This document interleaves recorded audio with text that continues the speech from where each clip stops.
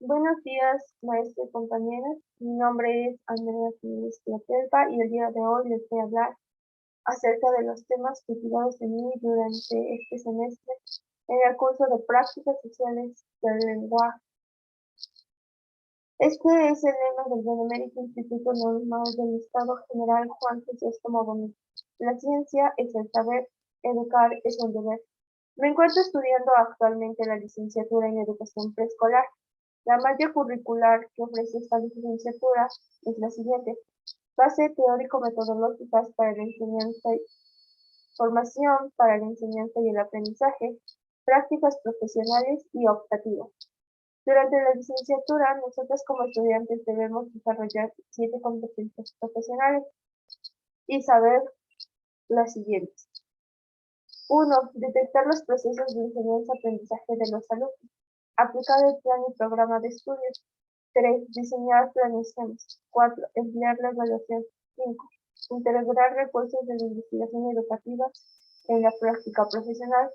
6. Actuar de manera ética en diversas situaciones. Y 7. Colaborar con la comunidad escolar. Durante el curso de prácticas sociales de lenguaje se abordan 3 unidades. 1. Las prácticas sociales del enfoque para la definición de los contenidos en los planes y programas de la educación básica. Unidad 2. Las estrategias didácticas para promover la participación en prácticas sociales del lenguaje y la reflexión sobre la lengua en preescolar. Y 3. Los elementos para el diseño de las situaciones didácticas para la enseñanza del lenguaje y la reflexión sobre la lengua oral y escrita. Piaget dice que el objetivo de la educación no es aumentar la cantidad de conocimiento, sino crear las posibilidades para que el niño invente y descubra. Como futura educadora siento que es muy importante conocer cómo es que aprenden los niños. Javier Burón indica que hay 6 fases de la metacognición, las cuales son las siguientes: meta-atención, meta-memoria, meta-lectura, meta-escritura, meta-comprensión y meta-ignorancia. Por medio de estas 6 fases, he comprendido y atendido los aprendizajes significativos que me permiten formarme como profesionista en la educación preescolar, sin importar que cambie el nombre, la denominación en un lugar o momento determinado. Nosotras hemos pasado por estas etapas para poder lograr aprendizajes significativos. No solo debo de conocer cómo aprenden los niños, sino también conocer qué se les debe de enseñar. Esto se indica en el plan y programa de aprendizajes clave de 2017, en donde hay un currículum obligatorio y un currículum flexible. En el currículum obligatorio encontramos los campos de formación académica, que son 3 componentes curriculares: lenguaje y comunicación, pensamiento matemático y exploración del mundo natural y social. Y las áreas de desarrollo personal y social, que se componen por 3 componentes curriculares. Las áreas que son artes, educación socioemocional y educación física. En el currículum flexible se conforman por el componente de ámbitos de autonomía curricular, que se forma por 5 aspectos, que es ampliar la formación académica, potenciar el desarrollo personal y social, nuevos contenidos, conocimientos regionales y proyectos de impacto social. Con respecto al campo de formación académica, en el componente de lenguaje y comunicaciones, en el organizador curricular 1, se tienen 4 ámbitos los cuales se pueden trabajar: oralidad, estudio, literatura y participación social. En el organizador curricular 2, se tienen 14 aspectos de prácticas sociales y 32 aprendizajes esperados. Al trabajar en educación preescolar, se pueden trabajar diversos contenidos, como son los textos narrativos, humorísticos y poéticos, así como se pueden trabajar diversos géneros literarios, como son los pareados, las rimas, las adivinanzas, los colmos, los chistes, los refranes, las dichos, las canciones, las trabalenguas, las fábulas, los refranes, las citáforas, las leyendas, los mitos, los cuentos, las recetas poéticas, las máximas, los pregones, los acrósticos y las historietas. De acuerdo con lo dicho por Tolstói, hay ciertos usos de la lengua escrita y son tres. El uso práctico se considera como una herramienta para la vida de manera autónoma. Aquí se pueden trabajar los gafetes, el calendario, los personificadores, el padre de lista, los señalamientos y el periódico mural. En el uso científico, este nos permite acceder a información científica que se encuentra en libros, revistas, enciclopedias y diccionarios. Por último, tenemos el uso literario, en donde la función es utilizar y ver el valor estético del lenguaje escrito. Para poder trabajar esta se necesita planear y planificar diversas actividades, pero debe llevar un formato y nombre. A este se lo denomina ficha de actividades didácticas. La ficha de actividades didácticas es un documento en donde se plantea y programa diversas actividades para lograr que los niños tengan aprendizajes significativos. Se inicia con los datos de identificación, en donde podemos encontrar el curso, el número de ficha, el grado, el grupo, el semestre, el ciclo escolar vigente, el periodo en el que nos encontramos, la fecha en la que se realizó, el mediador, el nombre de la persona que realiza la ficha didáctica. Esta ficha didáctica se divide en tres partes: un inicio, un desarrollo y un cierre. Los elementos que cada una debe de llevar. Los elementos que debe de llevar el inicio son la indagación de saberes previos, la explicitación de lo que se va a aprender, la organización del grupo y las consignas precisas. Para el desarrollo se colocan las actividades secuenciadas para lograr el desarrollo de los aprendizajes esperados, y para el cierre se plantean preguntas que van dirigidas para la construcción de la metacognición. Los niños durante el preescolar tienen un gran desarrollo y se busca que se expresen de manera oral y escrita. Los momentos de la interpretación de textos son tres y son los siguientes. En el primer momento, el niño considera el texto en su totalidad sin atender las características. En el segundo momento, los niños tratan de considerar las propiedades cuantitativas y cualitativas del texto.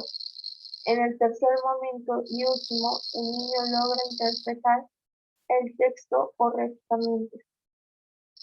Las estrategias que utilizamos y utiliza el niño en el desarrollo de la lectura es el muestreo, la predicción, la anticipación, la inferencia, la confirmación y la autocorrección.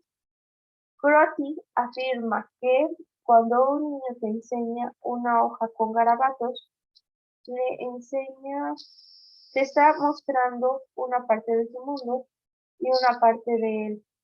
Pero cada uno de estos garabatos está representado de manera escrita y tiene un significado para cada niño, por lo cual yo como futura educadora debo de conocer los niveles de conceptualización de la lengua escrita que se contiene en tres niveles. El nivel presilábico contiene 4 hipótesis y 6 escrituras no diferenciadas. Las hipótesis son la diferenciación entre trazo-dibujo, trazo-escritura, la escritura sin control de cantidad, la escritura unigráfica y la escritura fija. Las escrituras diferenciadas son repertorio fijo con cantidad variable, cantidad constante con repertorio fijo parcial, cantidad variable con repertorio fijo parcial, cantidad constante con repertorio variable, cantidad variable con repertorio variable, cantidad constante con cantidad variable con repertorio variable y cantidad variable con repertorio variable y presencia de valor sonoro inicial. El siguiente nivel es el nivel silábico, en donde a cada sílaba le corresponde una grafía. Aquí encontramos la escritura convencional y la no convencional. En la escritura convencional se encuentran tres hipótesis: la hipótesis vocálica, la hipótesis consonántica y la hipótesis mixta. Por último tenemos el nivel alfabético, en donde le corresponde un fonema a cada grafía. Y se encuentra la escritura no convencional y la escritura convencional. El sistema de escritura tiene ciertas características que deben de ser tomadas en cuenta en todo momento. Estas características están divididas en tres principios. El principio funcional utilitario, que nos ayuda a hacer posible la comunicación a distancia y nos ayuda a evitar el olvido. Los principios de naturaleza lingüística, que se utilizan en estos aspectos y son de suma importancia, y son los siguientes: la direccionalidad, la linealidad, la horizontalidad, la ortografía, los signos de puntuación, la semántica, la sintaxis, la pragmática, la segmentación y los rasgos estilísticos. Los principios relacionales es la relación que existe entre el lenguaje oral y el lenguaje escrito y viceversa.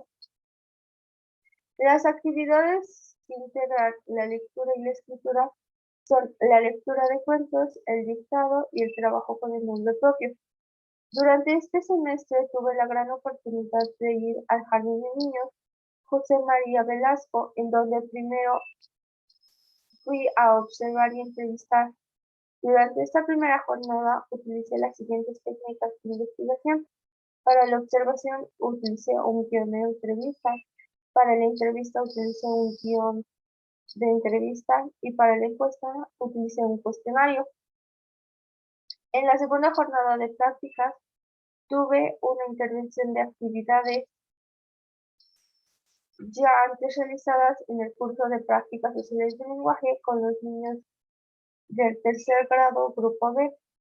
Para poder evaluar esta intervención realicé ciertos elementos que me ayudan a analizar personalmente y se utilizan 7 preguntas, las cuales son: ¿qué se refiere a los contenidos?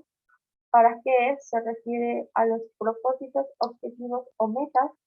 ¿Cómo se refiere a las estrategias que yo como docente utilicé y las actividades que los alumnos realizaron? ¿Con qué se refiere a los materiales didácticos que se trabajaron y utilizaron durante la práctica? ¿Cuánto se refiere al tiempo utilizado? ¿Dónde se refiere el espacio en donde se utilizó para las actividades? ¿Se logró? Se refiere a la evaluación de los aprendizajes.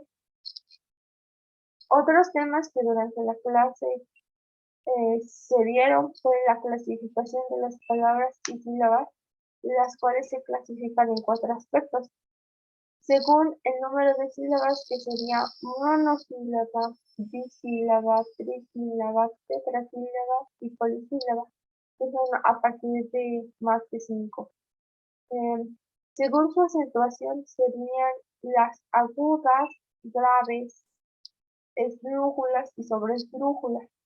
Según su intensidad son las tónicas y átonos. Y según la combinación de vocales y consonantes son la directa, la inversa, la mixta, la trabada, la vocálica, el diptongo y triptongo, así como el triángulo vocálico de Helmholtz, que divide en 3 grupos a las vocales, que son las vocales cerradas y serían la I y la U, las vocales semiabiertas o mixtas, que serían la E y la A, y las vocales abiertas, que es la A. Por último, las características de un periodo periódico es el cintillo, en donde contiene el fechario, que sería día, mes y año, lugar de publicación, el año, el número de publicación, la dirección electrónica y el precio.